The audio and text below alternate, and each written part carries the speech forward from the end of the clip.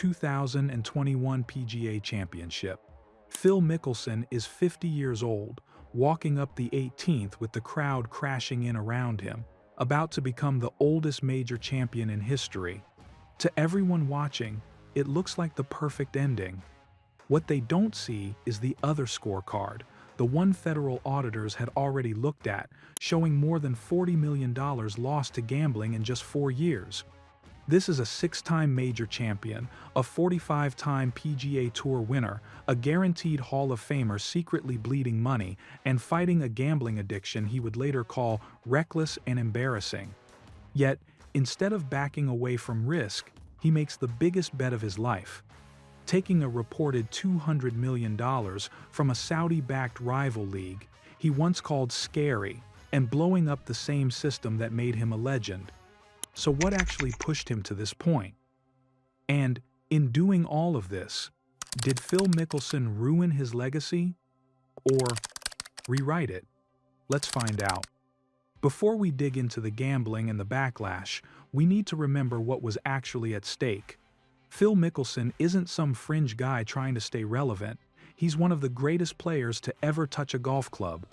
He has 6 major championships, 3 Masters in 2004, 2006, and 2010, 2 PGA Championships in 2005, and that historic 2021 win, and 1 Open Championship in 2013. He's also racked up 45 PGA Tour victories, putting him near the very top of the all-time list. For most of his career, Phil was the fan favorite opposite Tiger, the smiling risk-taker, the guy who'd try the crazy flop shot instead of the sensible bump and run. Golf needed him as the entertaining counterweight to Tiger's cold dominance. Then, after all the chaos you're about to hear about, he shows up at the 2023 Masters, fires a final round 65, and finishes tied for second behind Jon Rahm at age 52. So when we talk about Phil making decisions that risk everything, this is what everything actually means. The question is, how did someone with that resume end up being audited for 8-figure losses and nearly canceled over a rival tour?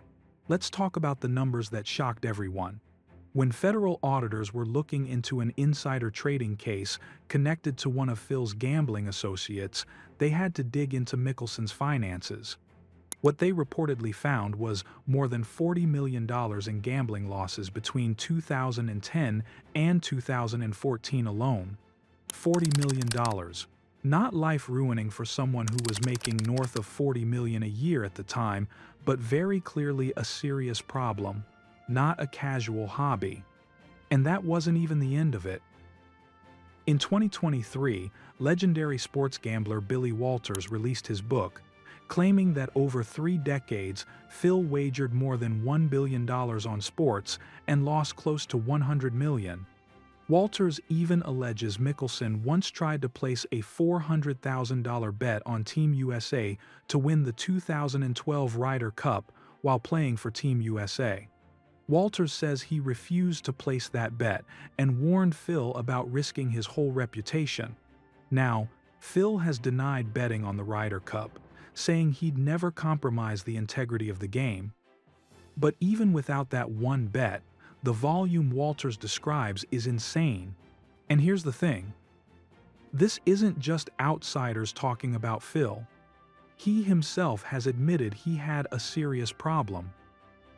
In a 2022 interview, Mickelson said his gambling had become reckless and embarrassing, that it crossed the line about a decade ago, and that he spent hundreds of hours in therapy to deal with what he openly called an addiction. So by the time LIV Golf money appears on the table, you're not looking at a clean slate, Phil. He's a man who's already blown through tens of millions, been named a relief defendant in an insider trading case, and is staring straight at the mess he made. So when the Saudis show up with life-changing money, you have to ask, is this really about growing the game, or about climbing out of the hole he dug? To answer that, we have to talk about one quote. In early 2022, an excerpt from Alan Shipnuck's unauthorized biography on Phil dropped like a bomb. Mickelson, speaking about the Saudi backers of LIV Golf, is quoted as calling them scary people to get involved with, acknowledging allegations about the murder of journalist Jamal Khashoggi and the country's human rights record, and then saying he was still willing to deal with them because it was a once-in-a-lifetime opportunity to reshape how the PGA Tour operates. So he basically admits the moral cost, and then frames LIV as leverage to force change on the PGA Tour. You can imagine how that played out. The golf world split almost overnight. Some saw him as exposing real issues with how the PGA Tour controls money, media rights, and player freedom. Others saw him as using a regime with a brutal human rights record as a bargaining chip for his own benefit. Sponsors did not stick around to debate the nuance. KPMG walked away. Amstel Light cut ties. Workday ended its deal. Callaway, his longtime equipment partner, paused their relationship. This wasn't just a couple of logos disappearing off a hat. These were brands that had spent years selling Phil as a trustworthy, family-friendly face of the sport. Phil put out a long statement apologizing for his word choice, calling his comments reckless, and said he would take time away to work on being the man he wants to be. But the damage was already done. When Phil finally resurfaced in June 2022, it wasn't on the PGA Tour. He showed up at LIV's first event in London, having reportedly signed a multi-year deal worth around $200 million. At that point, the PGA Tour dropped the hammer. On the opening day of LIV's debut event, the tour suspended Mickelson and other players who teed it up without a release, cutting them off from PGA Tour events unless and until there's some kind of larger deal. So why did Phil do it?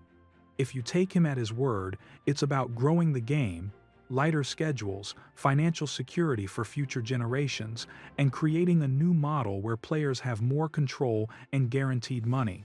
He's also talked about how the game needed disruption and how LIV, backed by the Saudi Public Investment Fund, could force long overdue changes. But if you're a critic, the story looks very different. A 50-something star, with documented gambling issues and tens of millions in past losses, taking the biggest guaranteed check he'll ever see. Even if it means aligning with a government he himself called scary and blowing up a 30-year relationship with the PGA Tour. And fans felt that split in real time. Some called him a traitor to the tour that made him rich. Others saw him as the one guy with the star power and the guts to challenge a system that they believed kept too much of the money at the top. Meanwhile, Phil kept talking publicly about his recovery from gambling addiction. In 2023, he wrote about the damage and hurt his betting had caused, and how he spent years in therapy and is no longer gambling. At this point, Phil's story reads like two different careers written on top of each other. On one side, you've got the soundtrack we all know: roars at Augusta, miracle up and downs, a 50-year-old walking through a sea of fans at Kiowa like he's bending time.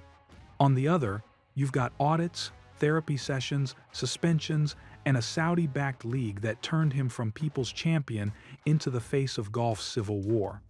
So what is he really? A compulsive gambler who finally pushed his luck too far? Or just a deeply flawed genius who treated risk the same way on the course and off it, all in? For now, all we can say for sure is this: Phil Mickelson never played it safe. Not with his shots, not with his money, not with his career. And maybe that's how history will remember him, not as the safest legend in golf, but as the one who was never afraid to bet his entire legacy on one more swing.